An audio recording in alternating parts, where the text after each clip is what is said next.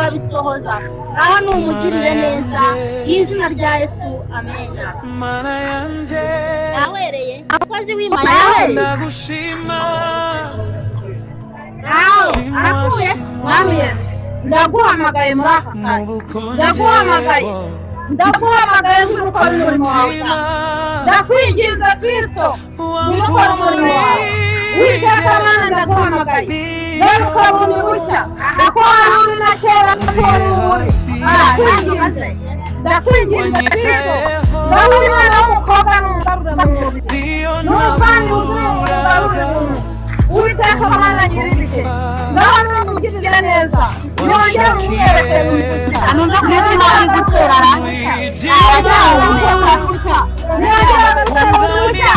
fire kira mizanya fire fire kira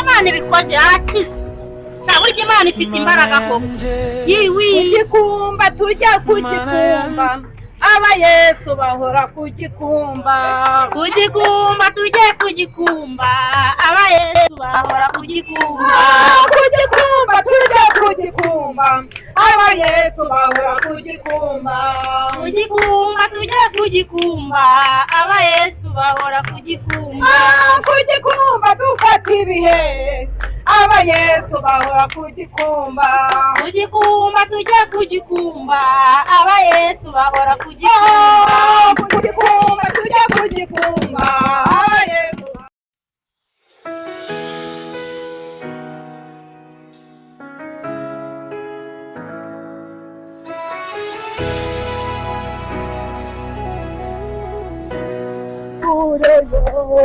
Abariye mani bakureyo amina haleluya amen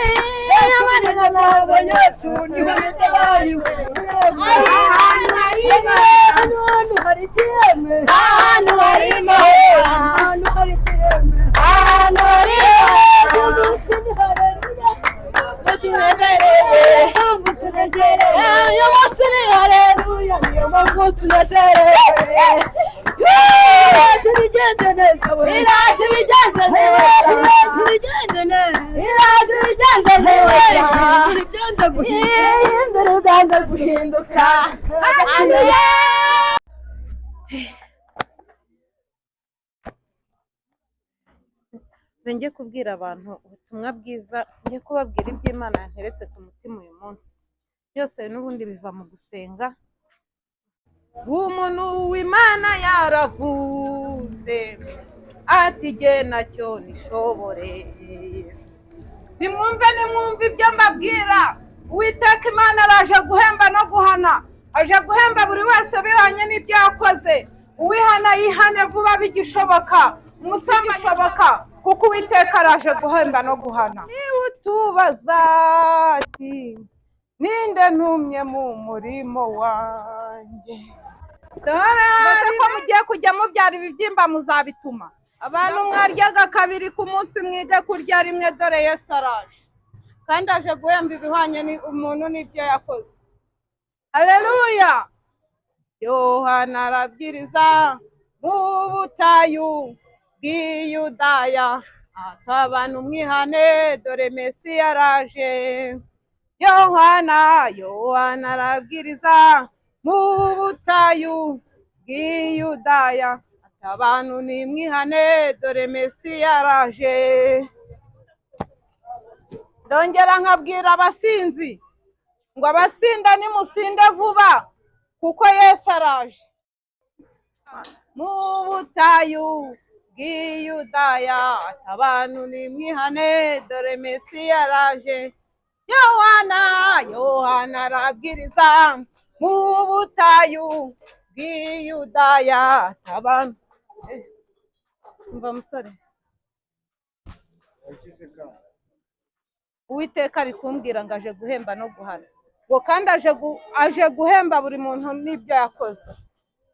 Ndi kubona ubusambanyi bwarakumaze. Ihane bigishoboka. Uwiteka ari kumbwira ngo niwihane bigishoboka, ngo kuko araje guhemba no guhana. Wabaye umusinzi Ibaratsinda uzicuza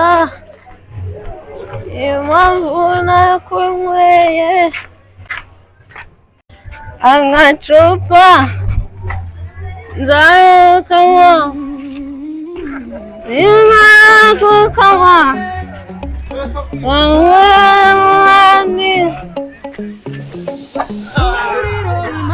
nanga nzaguhemukira.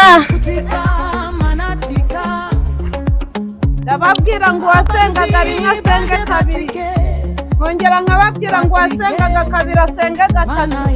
Bigishoboka Uwiteka araje guhemba no guhana.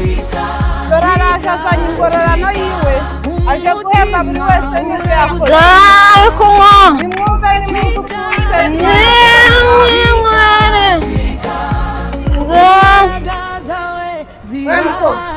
Uwiteka Imana ari kumbwira ngo suko businzi ngo naza azagusanga he. Dore ahantu wari wicaye ntabwo ari uyu mwanya uri, warahagurutse ujya mu businzi. ukuvuga Uwiteka Imana ari kumbwira ngo reka ubusinzi bigishoboka kuko aje guhemba no guhana. Dore azanye ingororano, aje guhemba buri wese ibihwanye n'ibyo yakoze. indasekano indemba ngo nimba usinda vuba bigishoboka kuko Uwiteka araje azanye ingororano ye, aje guhemba buri wese ibihwanye n'ibyo yakoze. Waririmbaga muri korali, none ubwo yaravuye muri korali wabaye umusinzi, mbese nazo azagusanga he. waba ari mwe mukurasubiza wowe n'abantu bose ubungubu abatendetse bavugusa ibintu buninde wagwakaje wowe mu mudugudu. Umwami nkorera niwe wampaye akakazi. gahemba ngaho ukwezi. Nakubwiraga ngo wihane bigishoboka. Umuburo w'Uwiteka waratangiye, ngo barababwiye nimwumva. ziba kumenya ko watendetse abantu bose bahagaze mu muhanda uri kuvuga ubusa wowe. agatanga amaboko n'uburyo ngayasa umwana arahe.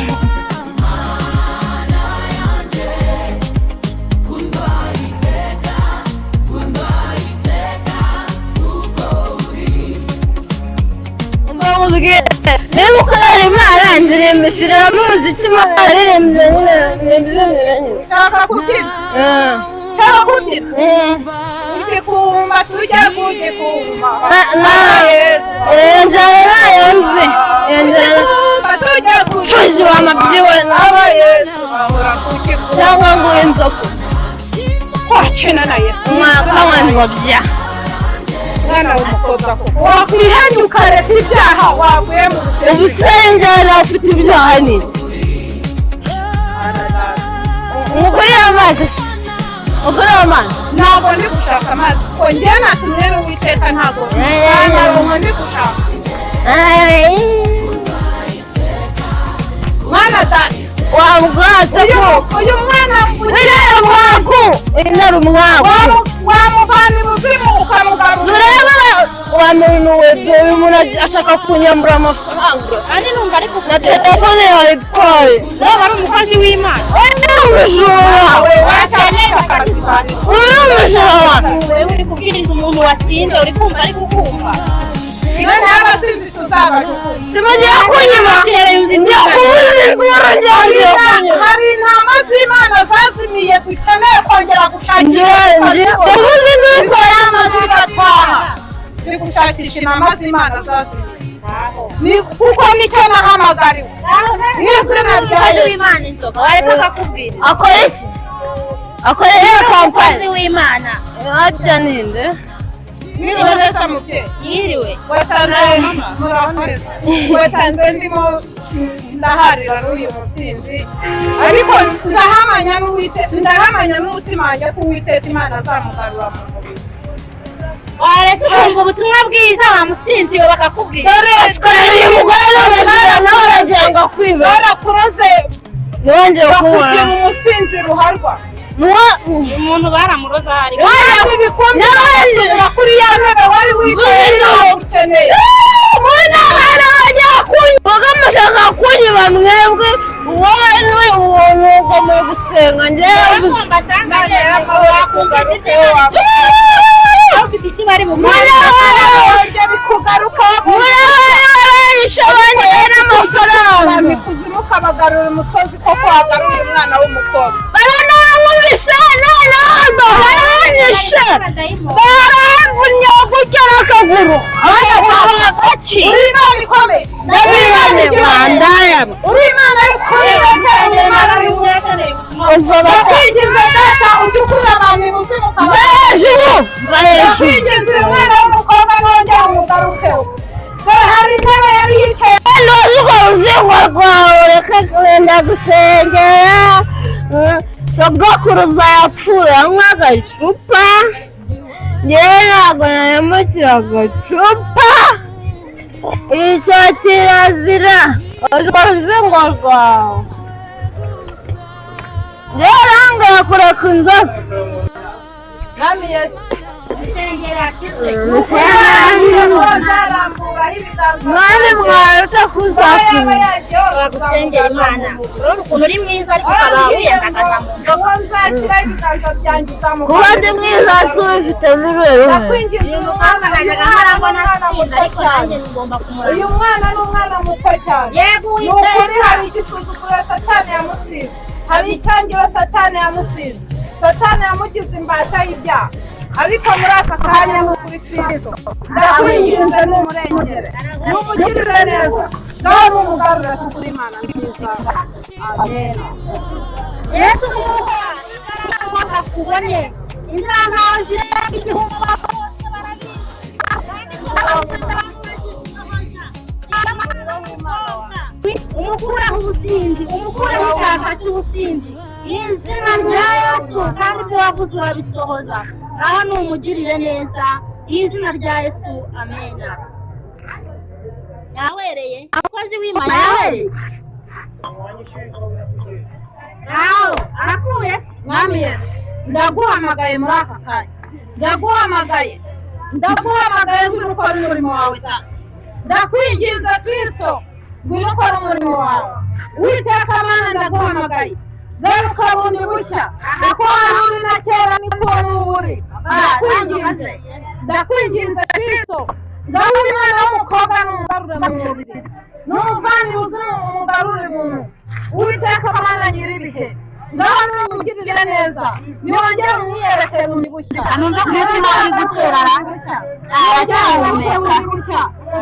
agaruke bundi bushya fire kira mu izina rya fire fire kira fire arakuze arimo aramagana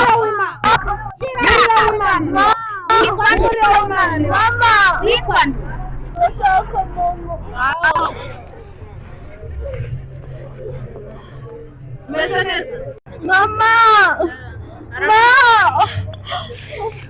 imbaraga z'Imana imbaraga z'Imana imbaraga z'Imana imbaraga z'Imana imbaraga z'Imana Imana ibikoze arakize ntabwo Imana ifite imbaraga koko kugikumba tujya kugikumba aba Yesu bahora kugikumba tujye kugikumba aba Yesu bahora kugikumba tujye kugikumba aba Yesu bahora kugikumba tujye kugikumba aba Yesu bahora kugikumba dufata ibihe aba Yesu bahora kugikumba tujye kugikumba aba Yesu bahora kugikumba tujye kugikumba aba Yesu bahora kugikumba tujye kugikumba aba Yesu bahora kugikumba abasinzi bajya kugikumba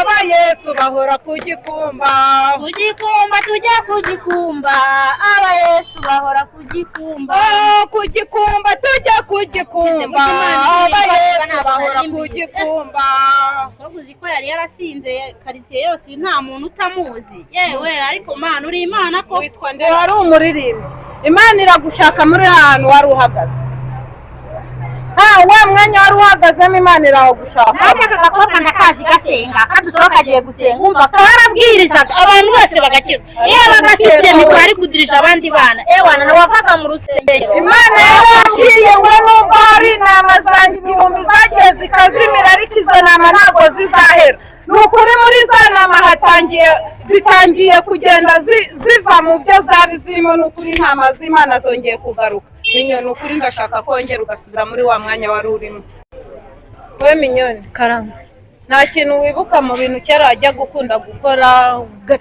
nk'ubu ukaba watera nk'agakorasi ukaririmba nta kintu wibuka wumva wakora nyine ugashima Imana kubw'ibintu gukorera aka kanya nyine nibyo nakoraga nta kibazo nabikora natwe turagufasha kukabyina rwose ndabafasha pe Imana yanyujije aho uyu munsi yakoze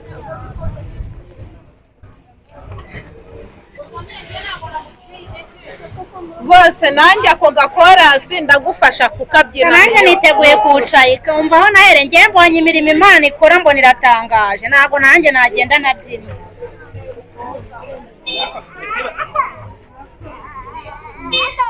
Egiputa sinzasubirayo n'abariyo Mana bakureyo komera n'abariyo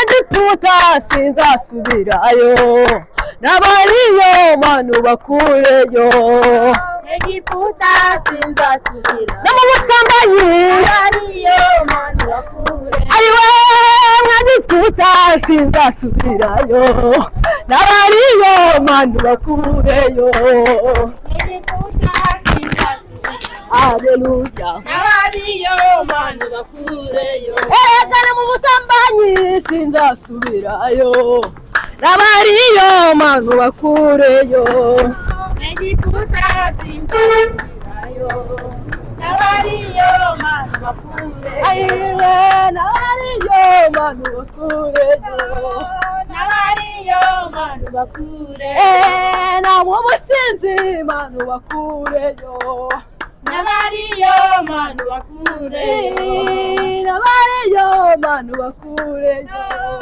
n'abariyo Mana bakureyo erega we n'abariyo Mana bakureyo n'abariyo Mana bakureyo n'abariyo Mana bakureyo n'abariyo Mana bakureyo erega we n'abariyo Mana bakureyo n'abariyo Mana bakureyo amina haleluya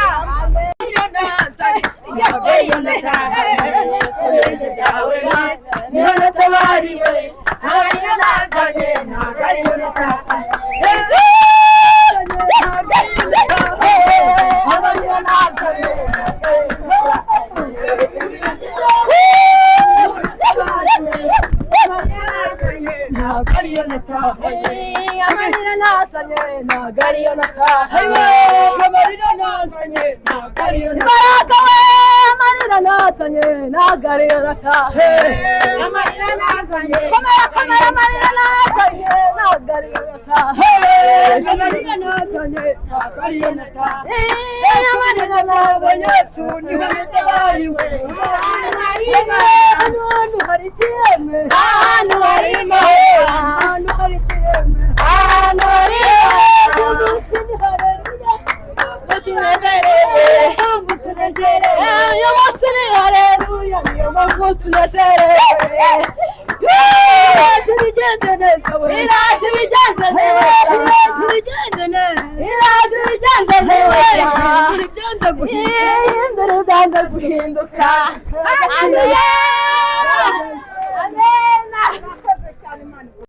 harya wambwiye ngo witwa Minyoni. Nanjye ntabwo nakwibwiye, banyita Marcelina. nanjye nitwa Judith. Nanjye ngenda mvuga ubutumwa bwiza, icyo Imana yambwiye nyine ndakivuga. Imana iguhe umugisha. Imana iguhe umugisha. Rero Minyoni, nshaka kutera haleluya 3 kubw'ibintu Imana igukoreye muri aka kanya. Murafasha tuziterane. Yego. Twagiye. Haleluya.